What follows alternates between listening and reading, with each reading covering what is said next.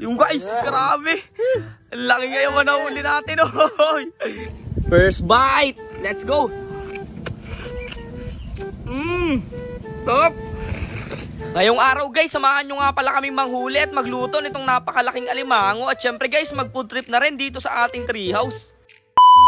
So what's up mga kanapadaan lang. So for today's adventure nga natin guys ay mangunguha naman tayo ng mga malalaking alimango. Dahil nga guys maganda na naman ang sikat ng araw ay perfect na naman to para maghanap ng mga butas ng alimango dito sa mangroves. Tapos ayun na nga guys, nandito na nga pala guys kami sa ating maliit na palaisdaan. At dito nga pala guys tayo maghahanap sa labas nitong palaisdaan natin dito sa mga gilid ng mga mangroves. Kaya eto guys, kitang kita nyo naman nadala namin ni Dugong yung pangkawit namin dito sa mga alimango. At pinasok na kaagad namin itong mga mangroves dito para makahanap ng mga butas ng mga alimango. Napakarami talaga guys mga alimango dito sa loob ng mangroves kasi dito talaga sila nakatira. Ang mga nahuhuli nga pala guys namin mga alimango dito ay mud crab kung tawagin. At oo nga pala guys, dun nga pala sa mga nagsasabi sa comment section na kaya lang daw namin hindi tinatanggap yung sugal kasi mababa ang offer. Subukan daw kaming opera ng malaki, sigurado daw tatanggapin namin. Pero mali sila dun guys, hindi ko na sana sasabihin to pero nagkaroon po talaga ng pagkakataon na inoperang kami ng 100k para lang mag-promote ng sugal. At dun nga pala guys sa point na yun ay na-stress ako kasi isip ko talaga na malaking pera na yun. Kasi nga guys, laki kami sa hirap ni Dugong ay malaking pera para sa amin yun. Pero dahil nga guys, ayaw namin yun at gusto lang namin magandang ehemplo sa mga kabataan at sa mga bata, hindi natin tinanggap yun at tinanggihan pa rin natin.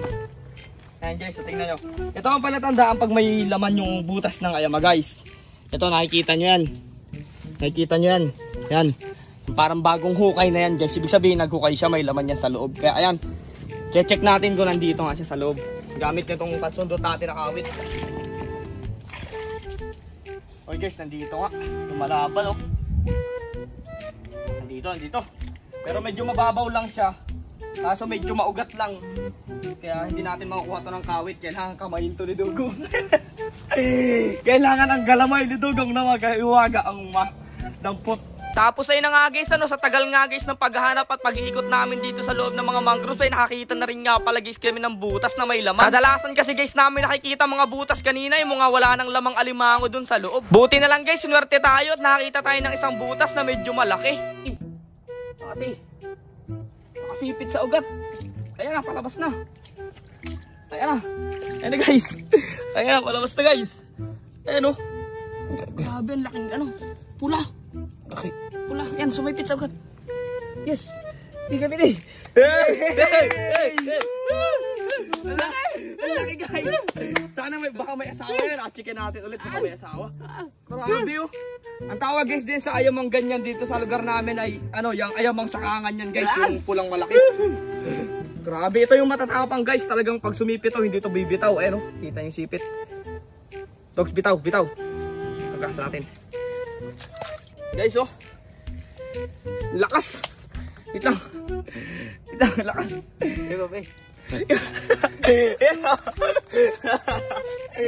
Ang lakas guys. Kita nyo oh. Hugasan natin maputik para makita nila. Ayan oh. Grabe lakas niya Ang laki. Hindi makita. Tugong pang pabalik sa tubig. Ay, bawal. Ang laki yan. Yes. Grabe guys, kahit iisa lang itong nahuli naming alimango ngayong araw ay talaga namang grabe to sa laki. Talagang pwede to sa amin ni Dugong dalawa. At dahil nga guys medyo tanghali na at napagod na rin kami kakahanap ng mga butas ng alimango, agad na rin kami babalik dun sa ating may palaisdaan para dun na rin tayong magluluto. Ayan nga guys, so tuwan-tuwa na naman si Dugong kasi napakalaki nitong pupod tripin namin. Kaya ayun, dali-dali nga kami bumalik dun sa paglulutuan namin. At pagkarating nga guys namin dito, agad na rin si Dugong dito nagpasigaan ng apoy para makapagluto na kami. Habang ako naman guys ay nagyat na ako dito ng napakaraming bawang para gagamitin namin mamaya doon sa aming pagluluto. Lalagyan rin nga pala guys natin to ng butter para mas masarap talaga. At eto na nga guys, so pinatay lang namin yung ayama dyan at bibiyakin natin sa gitna. Guys, so ayan o. Ganyan ang taba ng lalaking ayama. Pagkatapos nga guys nating malinisan at mabiyak yung alimangong malaki, eto na nga guys, tutunawin na natin itong mga butter natin. Medyo marami nga pala guys ang gagamitin natin dito. Pagkatapos guys nating tunawin yung butter, ilalagay na natin itong napakaraming bawang na magpapasarap talaga dyan at magpapalasa. Tapos naglagay na rin guys tayo dito ng paminta. Guys, kumukulo na.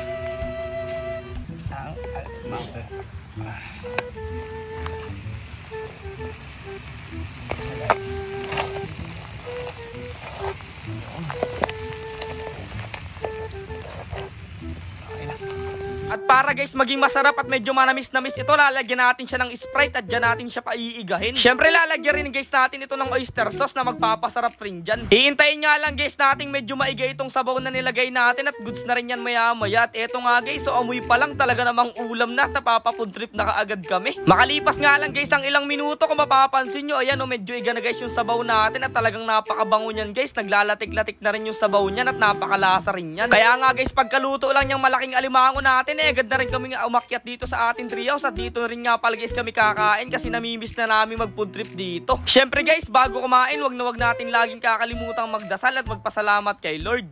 So yun guys, what's up? Dahil na-miss natin kumain dito sa treehouse natin, dito tayo mag-food trip ng napakalaking kayama. Ay, tayo! Samahan nyo kami. Tara, tig-isa tayo dogs. Kita nyo guys oh. Ayan oh. Grabe oh. Ayan, first bite tayo laban. Laki. Harap, bagay na bagay oh. Natin naman sa loob. Gusto?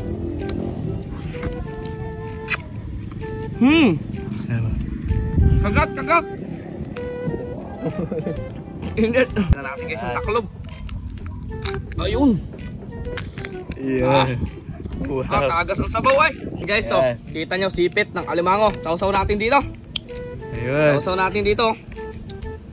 Sa butter, oh. First bite. Let's go. Top. Ang lasa. Grabe guys, hindi pa rin talaga kumukupas itong ating treehouse. Napakasarap at napaka-refreshing talagang mag-food trip dito. Kaya salamat nga pala guys sa lahat na sumusuporta sa amin dyan at palagi nag-share ng video. Kita-kits na lang ulit guys tayo bukas. Salamat sa panonood guys.